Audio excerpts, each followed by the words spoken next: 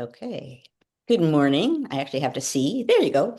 Good morning and welcome to History Matters. Welcome to History Matters, and so does coffee. Um, Today we're going to talk about an incident in Texas that I find fascinating. We're going to talk about the history of it and what it means. And that is the fact that over 50 Democratic legislators in Texas to protest a bill have left the state. I find that fascinating. It has a long history. I wrote a little bit about it in my last book. I want to talk about what it is and what it means and what the response is and what that means. But before I do that, I turn to my wonderful partner in crime, Annie, who will explain the rules of the game. Well, good morning, everybody. I'm Annie Evans from New American History. We are delighted to be with you each Friday. If you're new to this broadcast, please let us know in the chat. We will give you a warm welcome. But this is how it works. Joanne's going to talk for about a half an hour about today's topic. Please feel free to keep engaging in the chat. But if you have a question about today's topic, please put that down below in the Q&A. I'll be back in about 30 minutes and we'll have a little conversation answering your questions. Excellent. And really do say if you're new, because the community here will indeed give you a robust welcome. Okay, so let's turn to Texas. Um, so as I mentioned at the outset, I guess on last Sunday, um, in Texas, the thing that caused all of this is that in the middle of the normal decade in which a census is taken, so a census is every 10 years, in this case, in the middle of it, Republicans in the Texas legislature want to redistrict. They want to change voting districts, and that partly involves, you know, kind of changing numbers in a variety of different ways, but mostly it's about redistricting. And I think in the end result, they would get 5 additional House seats, which they want very badly because it's very close in the House as far as between Democrats and Republicans. So the deal is that you need a quorum to do anything, to be in session. You need, if in the Texas legislature, you need 100 people to be there to have a quorum. And without the Democrats right now, there are only 88.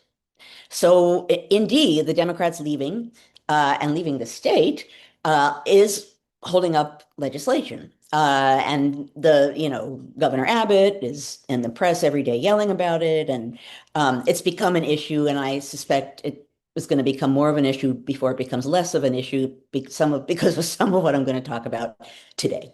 But at any rate, uh, what struck me about this is, and I suppose it's partly a result of Governor Abbott's um, tone and comments, is the talk that is happening now surrounding this is as though these Democrats have done something shocking and new and unprecedented and illegal, and it must be stopped.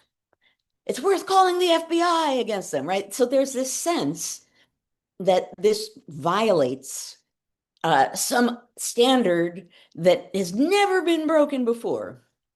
Okay, so let's talk about that a little bit. Let me offer you a little story about the context of and officially I guess it's called breaking quorum, but the context of groups of people in a legislature fleeing to stop legislation from being passed. Now, it has happened a good number of times before.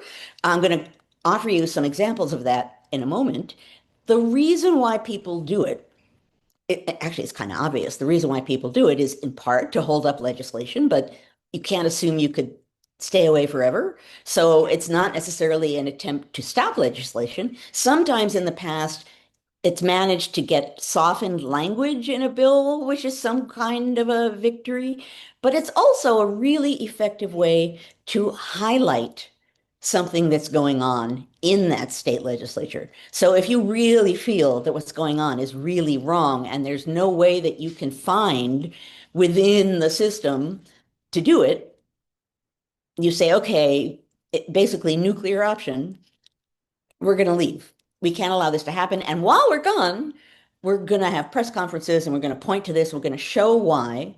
this is really wrong. It's really, really wrong.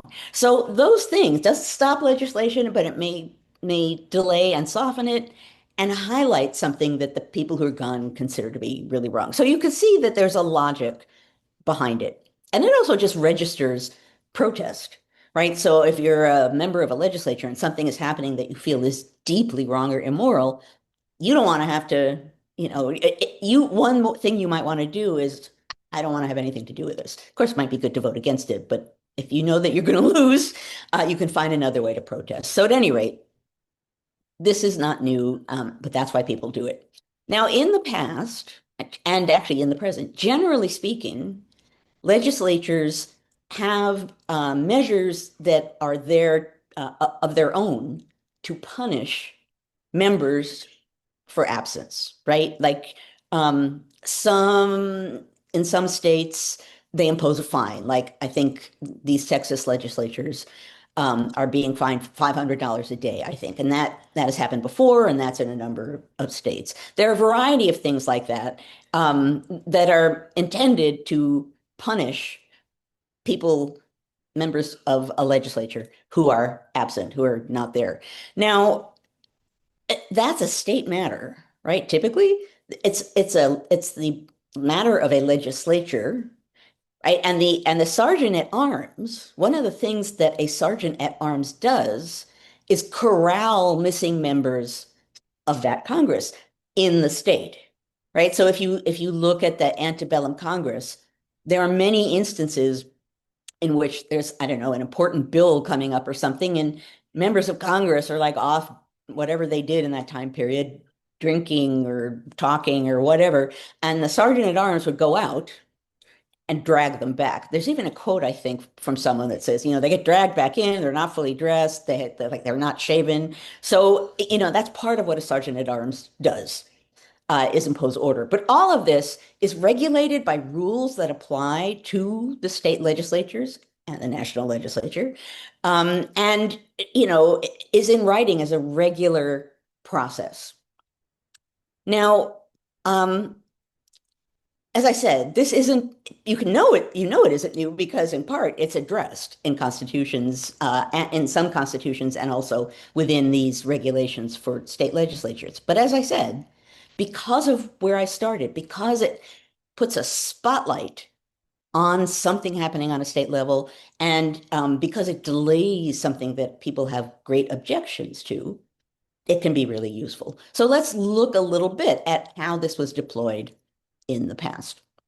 So I won't even, there's more than one example of this, but as I mentioned a moment ago, in my last book, there are numerous instances. In that case, Southern congressmen would just stand up and leave as a block to protest against measures that were in any way going to get in the way of slavery, right? They would just bonk, gone. And it was frustrating. And I think in there I have comments of people who did not leave, or Northerners or anti-slavery advocates who were frustrated as heck that that was always effective. It always held things up. And, there wasn't a lot they could do about it except, depending on how long they stayed out, I don't know, fine them or send the sergeant at arms to corral them back. But at any rate, it happened more than once. It's noticeable. It really irritated the people in Congress at the time. I'm sure I didn't go looking to see what people said in southern states about it, but I'm sure that they approved of the fact that these representatives mostly were getting out of the way and preventing an anti-slavery measure or even a uncomfortable for slavery measure to pass. So that's it, it was not like every week, but it was common enough that it helped contribute to the phrase, really popular phrase in the period, the slave power, that there was a slave power in control of the national government, among other things. And one of the ways in which the slave power controlled the national government was this very obvious power of Southerners who always acted as a bloc or very often acted as a bloc and thus made it very hard to do anything against slavery. So that's the 19th century. There was in Texas a similar instance to this in 1870. Um, but I don't have great details about it. But again, it's not just my guys in the 1840s, 1870. And if I had time this morning and I went digging around, I could find you many more, but I did not. So, some other examples, though. In 2003, in Texas, there was mid-decade redistricting. Surprise! Pretty close to what's going on now. And the governor at the time, Rick Perry, kept calling special sessions. Democrats would leave. They couldn't do anything. They would call a special session to try again. They would call a special session to try again. And each special session, more Democrats would leave. So Perry sent law enforcement after the Democrats as far as state lines, not beyond. And after a month, actually, after a month, one Democrat came back. He just wasn't happy with what was happening anymore, which um, provided a quorum for the redistricting bill, and it passed. And there were a lot of grouchy comments about that one guy. They weren't angry or crude, but they were like, we were very angry at the time from other Democrats. Okay, so that's 2003. Democrats leaving of also redistricting. In 2019, in Oregon, there was a climate bill. Oh, I'm sorry. I think that's still Texas. I'm sorry. My notes are confused here. There was a bill, a climate bill that was being discussed. Republicans fled, did the same kind of thing. They were punished as much as this other group was punished with fines and with state troops being sent after them. Again, state, so they're not crossing state lines to inflict punishment in any way. And that's one thing that this current group of Democrats has done, has I think a lot of them are in Illinois right now. There might be some in New York, and that's not new either. But that creates new challenges, which is part of why the FBI is in the picture, but I'll come back to that. In 2021, in yet another instance when Republicans in Texas were trying to pass new voting restrictions, Democrats left and went to Washington. It lasted a few weeks where the Democrats wouldn't come back. Eventually, they returned and the legislation passed. So they made a point, and then it passed anyway. Now, this is an interesting one to me. In 2023, this is the Oregon example. In 2023, Oregon Republicans walked out for 6 weeks. And I'll point out here, it's not just Democrats. So this is an equal nuclear opportunity option. So in 2023, Oregon Republicans left that legislature for 6 weeks, which I think is the longest of this sort of thing in the state's history, over measures that had to do with abortion rights, gun regulations. Surprise, these compelled or inspired um, Oregon Republicans to leave because they didn't like what was happening. Now, the ending of this is interesting to me. So, first of all, Republicans, in the end, sort of considered that they had a victory because the Democrats softened some of the language in the bill, right? So Republicans could say, good, well, it's better than it was before we achieved something. However, um, there was a measure passed the year before, actually, that said if a lawmaker has more than 10 unexcused absences, he or she cannot run again. So all of these people were blocked from running again for their job. So I would say that's a little bit of a toss-up. Kind of, well, you decide. We shall talk in the after period when we take questions. Now, so there are many reasons why I raised this and many points I want to make. One is the obvious one, and that is this isn't new. This isn't off the charts. It's never been done before. Bring in the cavalry, bad. It's a nuclear option, but we've heard talk. That phrase itself has been used enough times that there have been other times when people were willing to take extreme measures. Now, in the past, in these examples that I'm showing, generally speaking, what happened was according to how each, a house, a legislature decided to police itself. Members who were absent were fined. Sometimes they were arrested if they were within state lines. Sometimes they were, and I think in one case, some were like kept out a little bit longer in some shaky maneuver. But at any rate, generally speaking, what you have is in-state punishment. There have been examples when people, I think New Mexico got a lot of members of Congress at one point, out of state. Different thing than when it happens in state.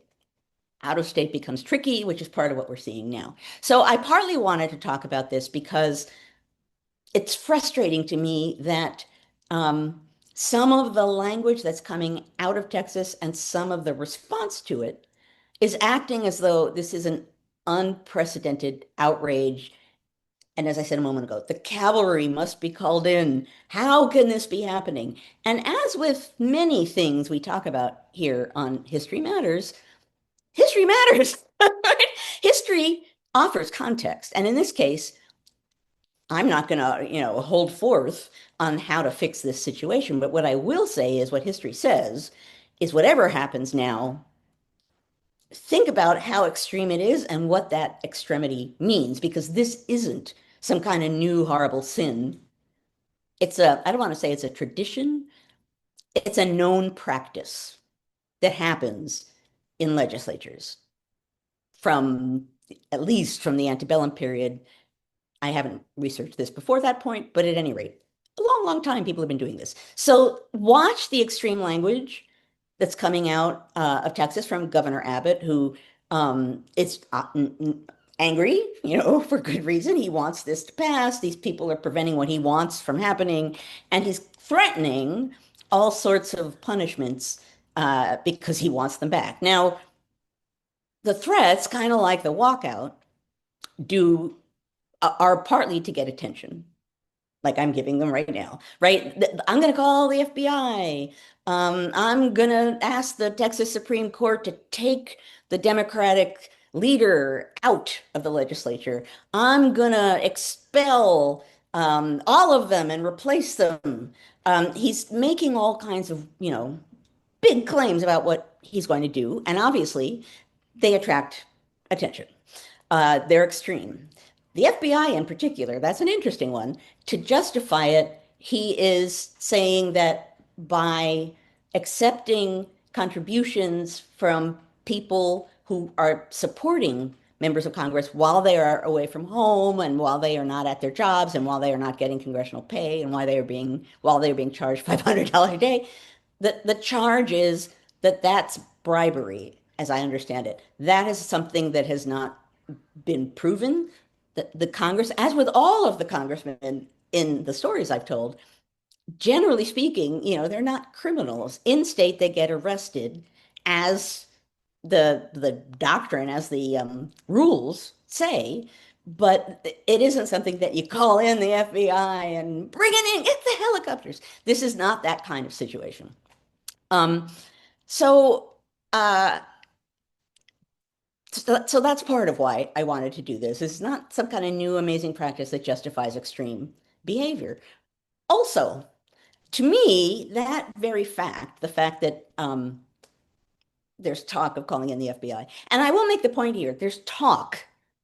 The fact that, apparently the FBI has been talked to and has agreed to assist is bad. But I don't know, and I don't think anyone else yet knows what assist means.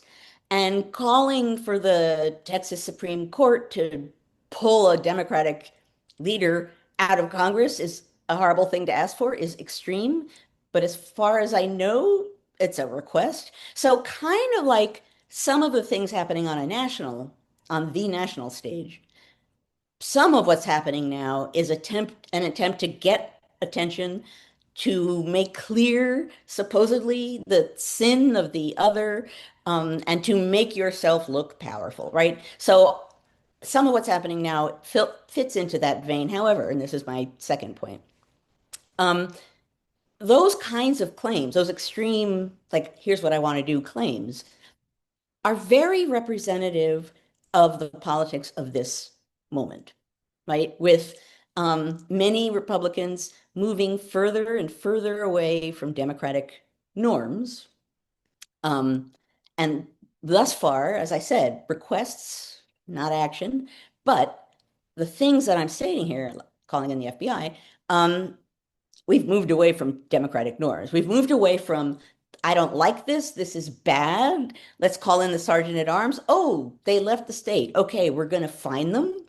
And, we're going to, whatever. We're going to find them. And if they don't come back, whatever. The thing is that it's not a good strategy because legislatures, governors can call legislatures into session again and again and again and again until the people from the other party come back. So ultimately, it can't go on forever. But I think this is reflective of the moment that we're in because obviously it's an extreme political moment, and these requests are somewhat extreme, and they're generally speaking being considered as serious requests. It's to me a little shocking to say call in the FBI, not clear why. I don't know how the bribery thing is playing, but basically speaking, other than that, and if that is even a crime, these Democrats are not criminal. They did nothing that's criminal. So part of what we're seeing is maneuvering of things that are bypassing democratic norms in this moment when so many democratic norms are being violated. So this is reflective of this moment when some people will do anything they want to get what they want, and they will do it kind of through official channels, through seemingly normal means, but not, right? That they will, well, if they don't come back, I guess I'll have to send in the FBI. Sounds extreme, but it's not like we're sending people out to grab them and bring them back, right? It's within the system. So I think a lot of what we have been seeing and a lot of what we will be seeing is very blatantly, and you can see out of the normal system of things. But I think particularly when you're talking about electoral politics, and you see this, in authoritarian nations where elections are routinely and always rigged, and they go through the election to make it look like they're having a normal election when everybody knows precisely what will happen. That's the sort of thing I'm talking about. Um, so at any rate, that's the larger point I wanted to make today. Not new, really interesting, really reflective of the current moment. And keep your eye on what's going to happen and use that same strategy of thinking as things come pouring in. Is it new? What kind of response does it justify? Because right now, I think for many of us, everything seems to justify everything because the moment is so fraught and there are so many things happening. And it's worth taking a breath. I feel like I say that a lot. It's worth taking a breath and pausing to think whether the thing that's happening is new, extreme, horrible, and needs that kind of response, or if it's something that has happened before and is being made to look as though it's new and horrible, or, so basically pause, take a breath, and consider what's happening so that with the proper context, you can better judge the importance of it and its implications. We need to be smart judges of political actions right now, really smart judges of political action. And you can do some of that by reading and informing yourself, and you can do some of that by pausing to think before responding emotionally. I've said that many times. I think that's important. Okay, I think I will stop there. Look at that, 2 or 3 minutes early. Okay, changing my screen. Mug, thank you, Dave. Okay, so for those of you who are here and haven't been here before, I've already forgotten. I think it's our 278th episode. I will never remember that. But at any rate, for every episode, pretty much, I have a mug that in some way or other reflects the topic under discussion. 279. Okay, I give up. I give up. 278, 279, whatever it is, it's a lot. Okay. We're still debating 278 or 279. Okay, so it is not concluded whether it's 278 and 279. But at any rate, in all of those episodes, I've had a mug that reflected what's being talked about. And I do not have 278 or 279. They're actually really arguing about this in chat. Yeah. Hugs, I have used some over and over again, but I don't think I have used this one before. I still have mugs that I haven't used before. My former graduate students came and I showed them my mug cabinet and they were open mouthed. Um, and I don't know who gave me this because it is not something I gave myself. Anyway, let me show you the mug. So on one side, it Uh, has Mark Twain. Do you know who gave it to me? no, I don't. I just like the mug. And on the other side, it says history. I'm going to read it. History doesn't repeat itself, but it often rhymes. So Mm. I was talking about rhyming history today, and that it's important to think about all of the rhymes before we pass judgment and respond. So I was in a bit of a state of doubt as to which mug could address this situation. I think this one does it pretty well, actually. Means that nailed it. Yeah. Yeah, Okay, they're going with 279. So next week we're just going to start off fresh with 280 kids. okay. Okay.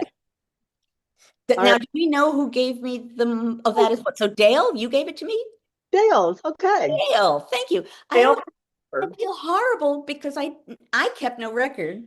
So anyway, thank you, Dale. That's an excellent, excellent mug, and I don't think I've used it before. Yeah. Does Sharpies wash off in the dishwasher?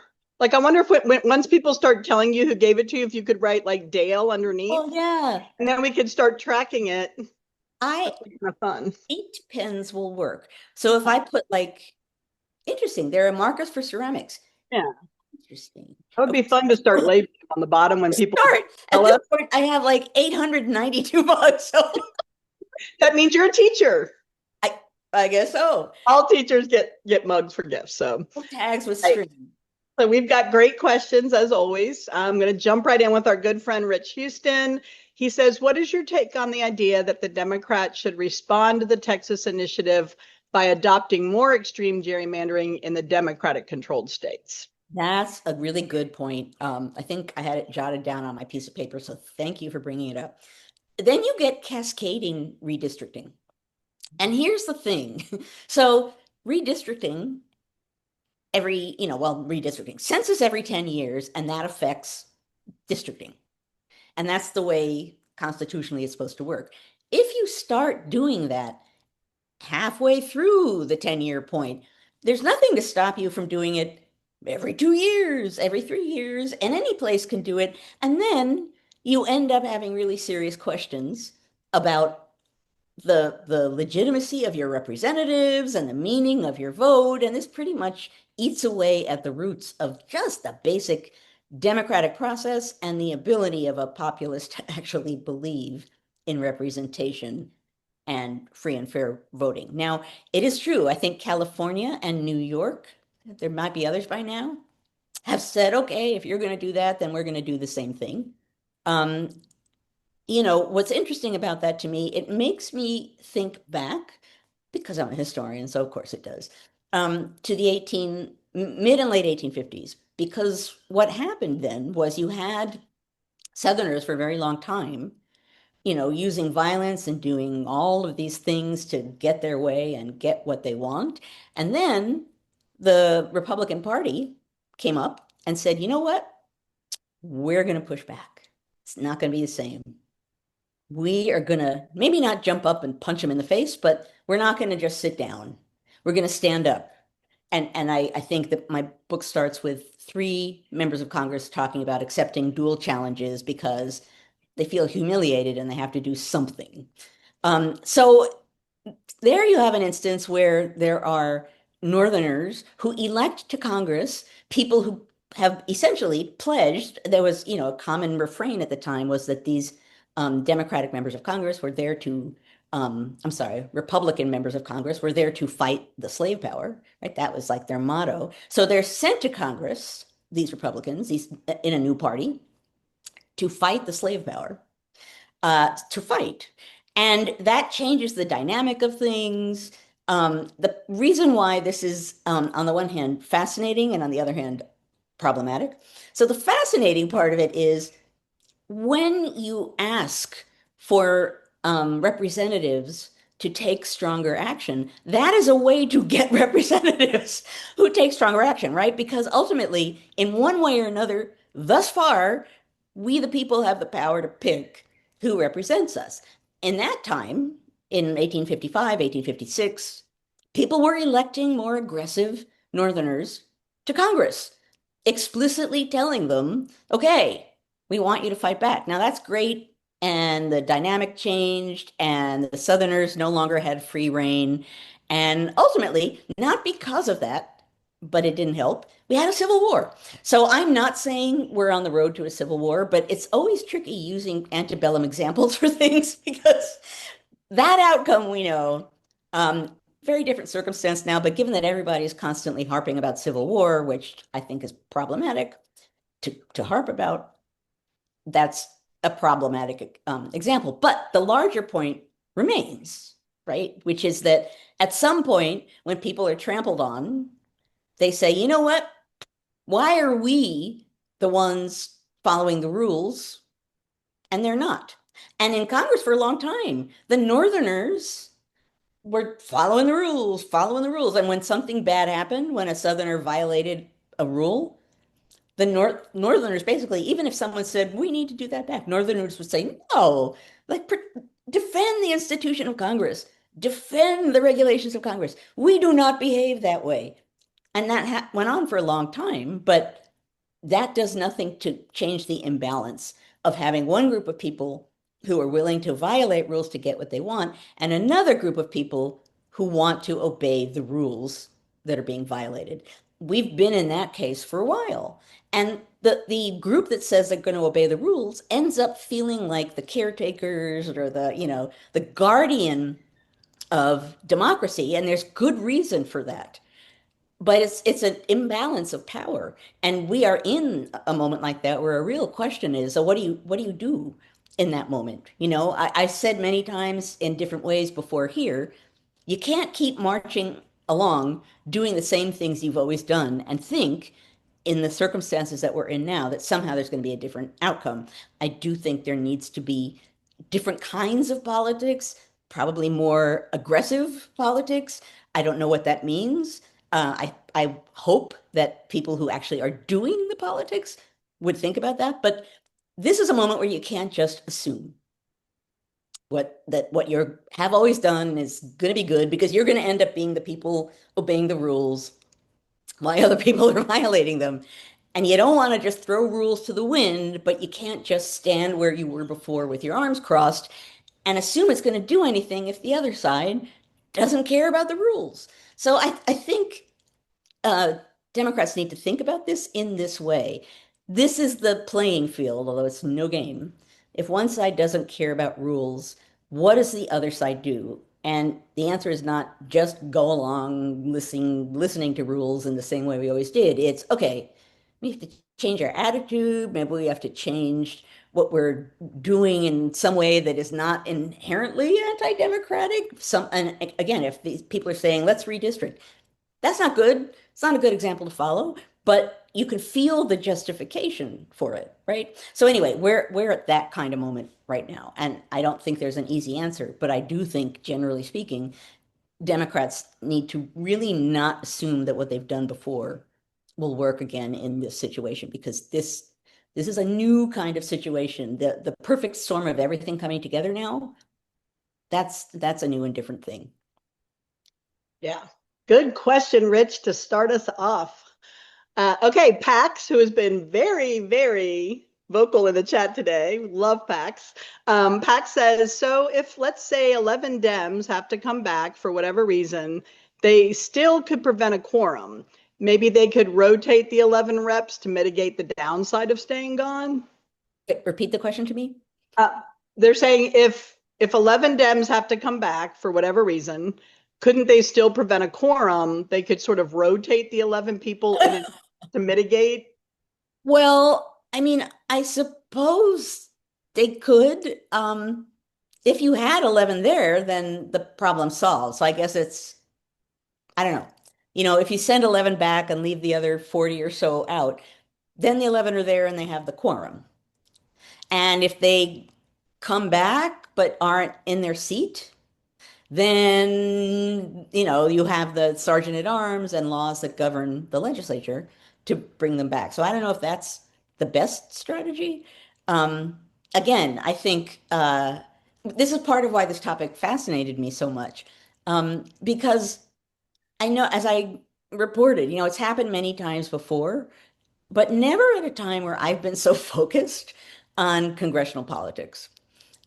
So just watching this unfold at a moment of extreme politics, when we really, I'm going to say the word, I always say, contingency, to a greater degree than normal, we don't know what's going to happen.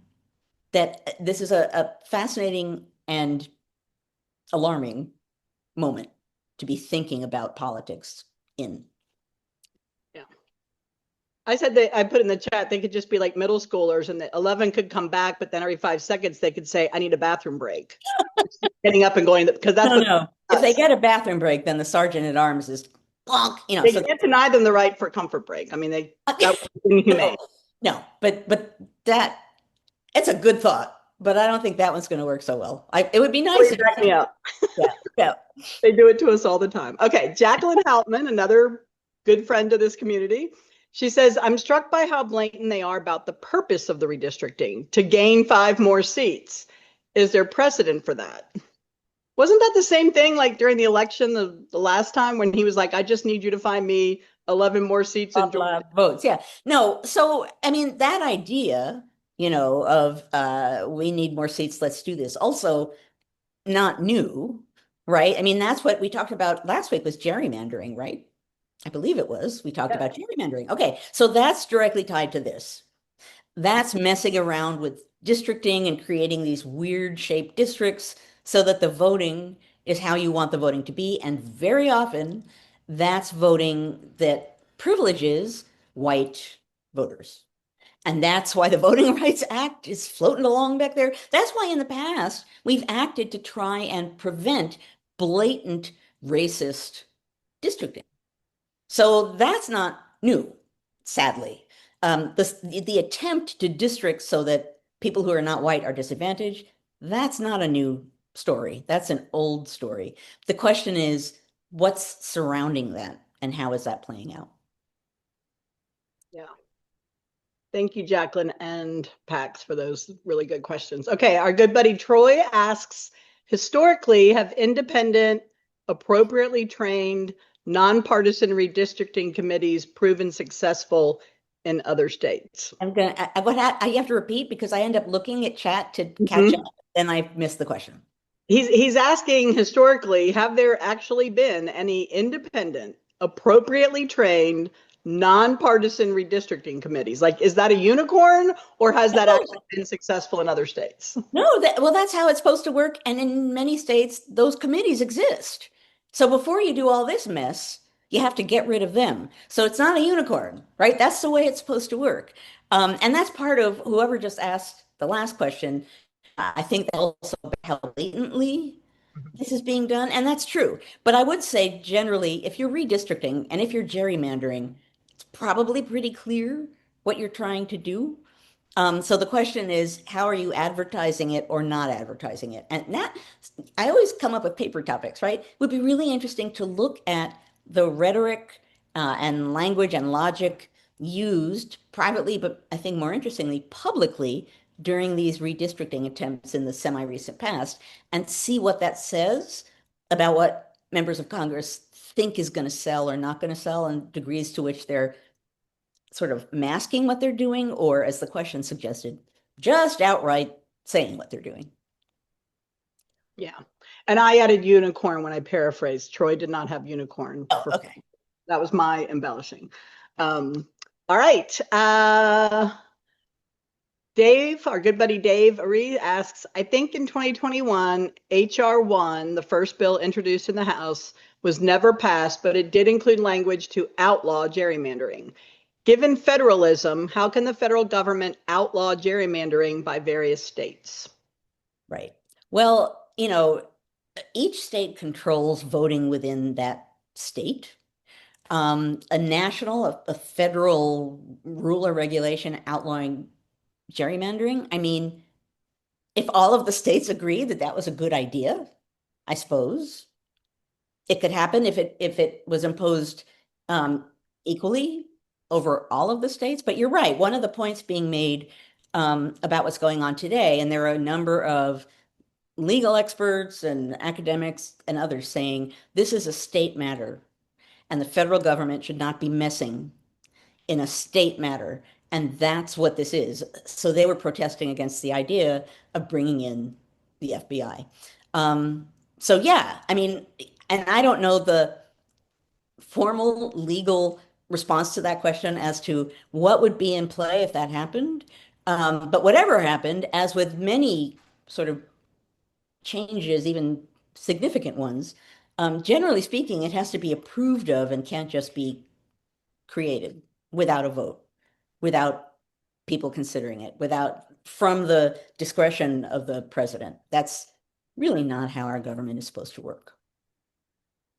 Someone suggested the Canadians have figured this out better. Of course they have. I'm just going to say that. Thank you, Dave. Okay, we have another question from Jacqueline, and that is our last one. Guys, you need to add some more questions here in the chat. Jacqueline says, as I recall, when the Dems left Wisconsin during the Act 10 protest, it was in the context of a massive action by the people, including occupying the Capitol. Is there any sort of popular uprising going on in Texas?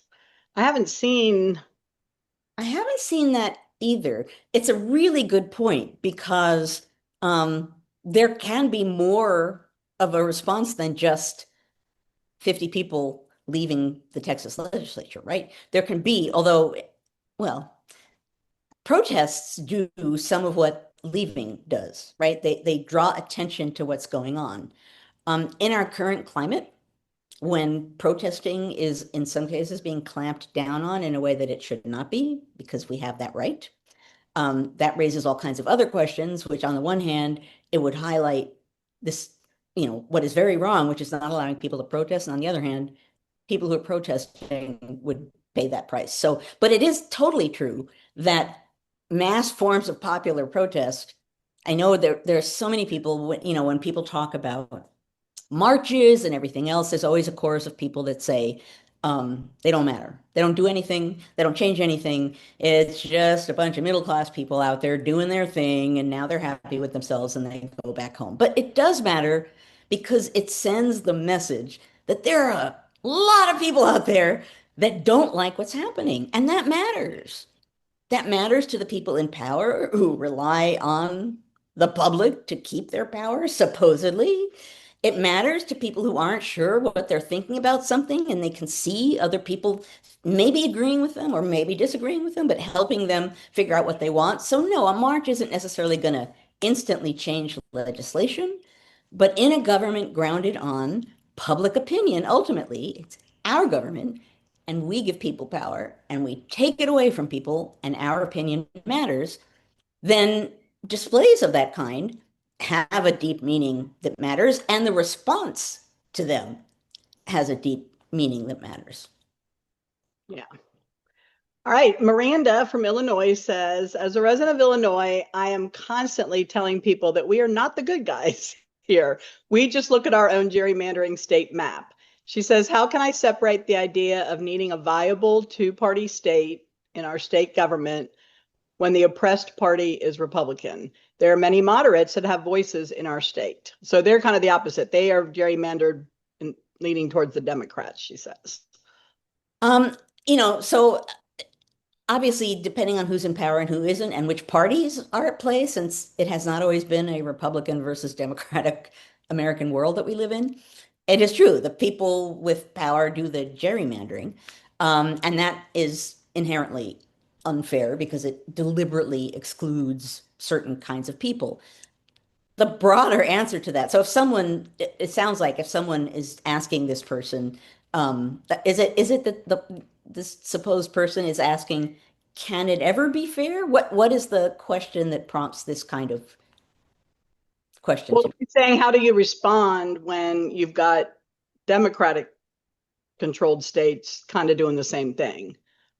Well, generally speaking, gerrymandering is not good, right? Generally speaking, it's problematic. And if the people you agree with are doing it and it sounds good to you, it's still deliberately including and excluding people in ways that will, benefit some people and not benefit others. Generally speaking, that should not be like the absolute normal course of action. And generally speaking, that's why there are nonpartisan groups that are supposed to be helping with this kind of thing because it's a deliberate warping mechanism. So, I think the larger question is this kind of strategy for making, I hate using the word rigging, the system so that you have an advantage no matter who votes what. Democracy is grounded on free and fair elections, which means open contests where you don't know the winner and the loser. And if you're someone who wants to be in power forever, you're not going to be in favor of a contest with an unknown winner or loser because you might lose power. So you're going to start messing with the system so that you won't lose power, whatever happens. Gerrymandering is part of that. So I guess in this case, I would say it's not a great practice. And it's not a great practice even if people you agree with are doing it. It's grounded on inclusion and exclusion. And ideally speaking, which we can't speak at this moment, but ideally speaking, everyone gets to vote and their vote counts. Yeah. Good question, Miranda. Okay, Dale from Williamsburg, who also gave you the mug this week, he says, surely Jefferson or Hamilton must have something to say on this topic. Did this come up with your two favorite guys? On this topic of runaway congressman, well, okay, so Hamilton, poor Hamilton, I'm staring at a bunch of books on Hamilton. Hamilton always, Hamilton wanted a much more executive centered, closer to a monarchy national government. So he wanted the president to have more power. So if this sort of thing was happening, um, would he think in some way of acting on a federal level? And if this was happening, something like this was happening in his time period when the government was so new and so fragile, oh, he would have gone to extremes. For sure. He's the guy who called the army on people protesting in Western Pennsylvania. They're showing disrespect for the national government. We must do something. So in his time period, there would be some pretty extreme actions. In this time period, he'd be thinking really hard about the power of Congress versus the power of the presidency. He wanted balance, but he also wanted a more powerful president. So that's an interesting question all by itself. Jefferson So Jefferson, Jefferson, as James Madison put it once, tended to speak large, meaning like he tended to toss off these witticisms that are making broad claims. So generally speaking, he would probably say something about how the will of the public can be messy. Sometimes, as he says on another occasion, sometimes a little bloodshed is required in the process of democracy. Now, he said that broadly, and he wasn't talking about, so go outside and mess with people. But the larger idea that democracy is messy, that in some way or another, it's the people's choice, the people's will that matters over everything else. He's saying that, as I've talked about before, in a time period when that's not entirely clear as far as what that means. Does it mean people vote and then go home, or does it mean people have an ongoing political presence? So he would be leaning towards the people should be able to do what the people want because they're the people. And that would not be what Hamilton thinks. All right. Tim has a good question. He's asking, is gerrymandering a symptom of a two-party system?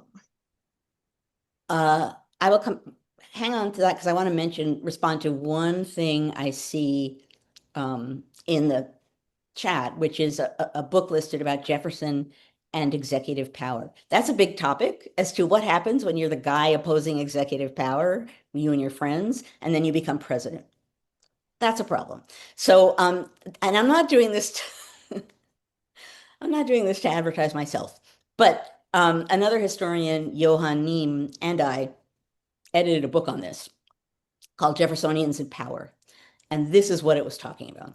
So what do you do when they're the anti-power for national government people and you get the national government? What do you do? And so that book has all kinds of things being considered. That falls right along these lines as well. Okay, now we go back to the question. He said, is gerrymandering a symptom of a two-party system? Oh, okay. Well, wouldn't have to be two parties, would it? I mean, first off, we assume that that's the case, but I suppose depending on numbers. Um, but generally speaking, I guess now I'm going to sound like Thomas Jefferson. Yeah, parties in the founding period, people were certainly the elite people were denigrating parties as groups of people that care about themselves and nobody else, and you're supposed to think about the general good. Well, maybe parties are to some degree groups of people who are thinking about just themselves, but their own desires, their own will, their own people. Um, it is something that certainly party politics um, fuels, makes it blossom. And the moments when it's been most obvious and strongest are moments, not surprisingly, when parties are at their most opposed to each other. Are they inseparable? I don't, I, that's a tough question for a historian to answer. Um, I don't know if they're necessarily inseparable, but that's going to require you know, regulations and things that are supposedly in play now, which is nonpartisan districting committees, that would require ways to get around the obvious gerrymandering that we're seeing now, which has been going on since 1811. So this is a problem.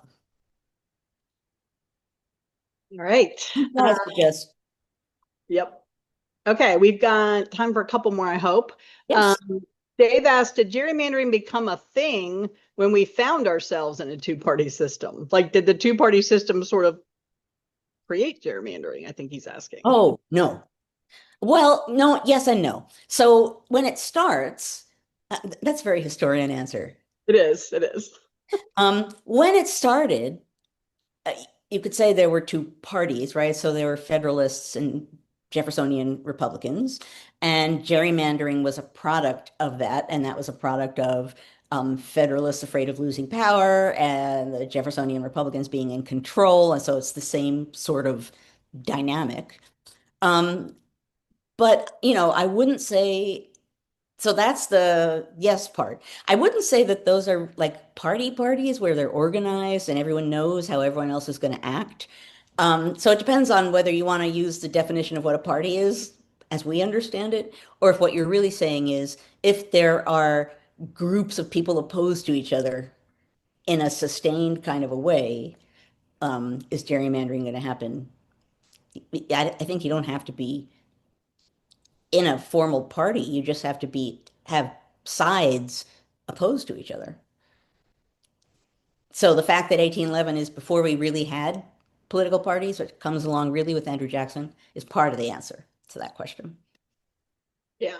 Okay. Kathleen B asks, oh, wait, she says that's for the after party. Okay. We've got kind of a long question from Ellen, so I'm going to hopefully do it justice. I'll try and break it down. Nope, wait, you guys got to quit putting the off-topic things in the Q&A. Those are for the after party. Okay, we are out of, oh no, wait, here's Troy. Oh, they want to ask, why do you hate the word rigging? You mentioned earlier that you don't like that word. I will answer that, but I also want to say, Gene says only 9 states have independent redistricting commissions, and I didn't know the number. So it's not the norm. And this is part of what you get by states governing their own electoral process. So that's worth saying. Um, Rigging. oh, I hate rigging because since Donald Trump has been around, it's like everything is rigged according to the language he uses. He just constantly, this is rigged, this is rigged, this is rigged. So that it number one, no longer really has meaning, and number two, um, often is meaningless, means nothing, is wrong. So I don't think we should normalize the idea that everything gets rigged. So I hate the word because to me it immediately brings up rigged elections and just calling things rigged because you don't like the outcome, you don't like who the person is, rigged right now sometimes is being used as, oh, I don't like the outcome. It's rigged. That's really not how it works. So the word to me gets you going down a trail that I don't think we should be going down. I'd rather just for now um, avoid it. Uh, and then when it no longer has the partisan connotations that it has, maybe we can just bring it on back in. But yes, someone said rigged as it's being used right now is a Trump-friendly word. All right. We are actually pretty much Yeah, there. we're there. We answered all the on-topic questions. We got a couple we can save for the after party. So a couple of people are asking, they said they didn't get their after party question answered. You have to stay on when Claire stops the recording, and you have to be on Zoom, not Facebook. Joanne usually explains that at I the will end. explain that. Yeah. If you're on Zoom, like if you're in this chat, you're on Zoom. Is that correct, Claire? I'm pretty sure we don't see the Facebook chatting if they Well, let chat. me let me do my normal explanation for those who are questioning. So let me explain what happens now. We are indeed going to the after party. What that means is we will no longer be recording what happens so that we can be even freer and easier with whatever it is that we want to say. Now, as Annie just suggested, if you beamed in here through the NCHE website, and if you're watching us right now on the Zoom link provided by NCHE, just stay right where you are and poof, you will be in the after party. If you are watching us on Facebook, you need to leave Facebook and go to ncheteach.org/conversations. That's ncheteach.org/conversations. And then you too, poof, will be in the after party. So that's the hopefully clear explanation. Everyone's invited to the after party. Those who are here through NCHE, through a Zoom link, stick around. Those on Facebook, you need to leave Facebook and come here. Okay. We are right at the time, right at the moment. As ever, I want to thank Annie and Zabo Claire and Jessica and John and NCHE for making this possible, for hosting it, for being wonderful friends and supporters. And yeah, you are a wonderful friend and supporter. So I want to thank them for everything that makes this possible. I want to thank you guys, as ever, for showing up and being here. New people, I'm grateful. I'm happy that you found us. These people have been coming all along. You're an amazing community, and as I know it's boring. I say it every week, but I'll say it again. Um, in moments like this, community matters. Community matters because you can get together and sort through things. Community matters because if you don't know what's happening above you in the realm of authority and norms, you have people you can rely on because they're in your community. So meeting here matters because of democracy, and meeting here matters because of the threat of authoritarianism. Matters on two counts, but it matters. So, okay, I'm gonna stop talking. I think I've said everything I'm supposed to say. And we can go to the after party.